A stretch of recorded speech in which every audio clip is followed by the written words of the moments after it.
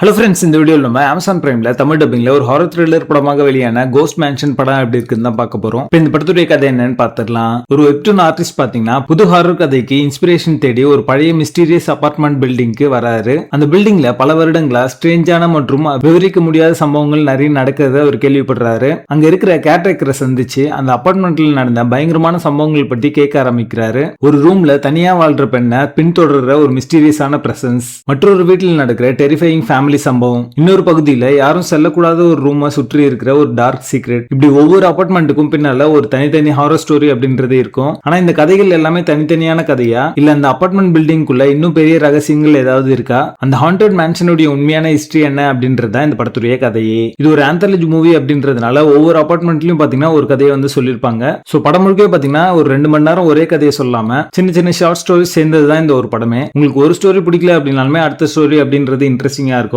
அது மட்டும் இல்லாம ஒரு கான்செப்ட்டுமே பாத்தீங்கன்னா டிஃபரெண்டா இருக்கிறதுனால உங்களுக்கு ஒரு டிசென்டான வாட்சாவே இந்த படம் இருக்கும். இந்த படத்துக்கான ஹாரர் அட்மாஸ்பியர் அப்படின்றது ரொம்ப நல்லாவே எடுத்திருந்தாங்க. அந்த ஹாண்டட் மேன்ஷன்ல இருக்கிற டார்க் காரிடார், பழைய அபார்ட்மெண்ட் அறைகள், வினோதமான நாய்ஸஸ் எல்லாமே பாத்தீங்கன்னா அந்த சூப்பர் நேச்சுரல் எலிமெண்ட்டை எலிவேட் பண்ணி காமிச்சிருக்கு. ஒரு கிரீப்பியான ஒரு ஃபீலிங்கை உங்களுக்கு தரும். பல சீன்ஸ்ல அந்த ஜம்ப் ஸ்கேர்ஸ் அப்படின்றது ரொம்ப நல்லாவே ஒர்க் அவுட் ஆயிருக்கு. இந்த படத்துல இருக்கிற எல்லா கதைகளுமே நல்லா இருக்குது. ஒரு சில கதைகள்லாம் சுமாரா தான் இருந்துச்சு. படத்துல நடிச்ச எல்லாருமே ஒரு நல்ல பெர்ஃபார்மன்ஸ் கொடுத்திருந்தாங்க. சில ஹாரர் சீக்வன்ஸ் எல்லாமே பாத்தீங்கன்னா யூசுவலா நம்மளுக்கு எல்லா படத்திலும் பாக்குற மாதிரியான ஒரு ஃபீல் தான் தரும். புதுசா எதுவுமே இருக்காது. அந்த ஹாரர் சீக்வன்ஸை இன்னும் கொஞ்சம் பெட்டரா ஸ்டேஜ் பண்ணிருக்கலாம் அப்படிங்கிற மாதிரி தோணுச்சு. மிஸ்ட்ரி எலிமெண்ட் அப்படின்றதும் இந்த படத்துல பெருசா ஸ்ட்ராங்கா இல்ல. ஒரு சில இதெல்லாம் நம்ம ப்ரெடிக்ட் பண்ற மாதிரியும் ஆல்ரெடி பார்த்த மாதிரி தான் இருக்கும். சோ இந்த கதைகள் எல்லாத்தையும் இணைக்கிற அந்த மெயின் ஸ்டோரி அப்படின்றது இன்னும் கொஞ்சம் பவர்ஃபுல்லா இருந்ததுன்னா இந்த படம் அடுத்த லெவலுக்கு போயிருக்கும். படத்துடைய பேசிங் டீசென்ட்டா இருக்கு. சரி, இந்த படத்தை பார்க்கலாமா வேணாமா அப்படின்னு கேட்டீங்கன்னா கண்டிப்பா ஓடிடில ஒரு முறை பார்க்கறதுக்கு ஒருத்தான ஒரு படமா தான் இந்த படம் வந்திருக்கு. படத்துல அடர்காண்ட் இல்ல. இந்த படத்தை நீங்க ஃபேமிலியோட பார்க்கலாம். பட் கிட்ஸோட பார்க்காதீங்க, பயந்துருவாங்க. கோஸ்ட் மேன்ஷன் படத்துக்கு எங்களோட ரேட்டிங் 6 out of 10.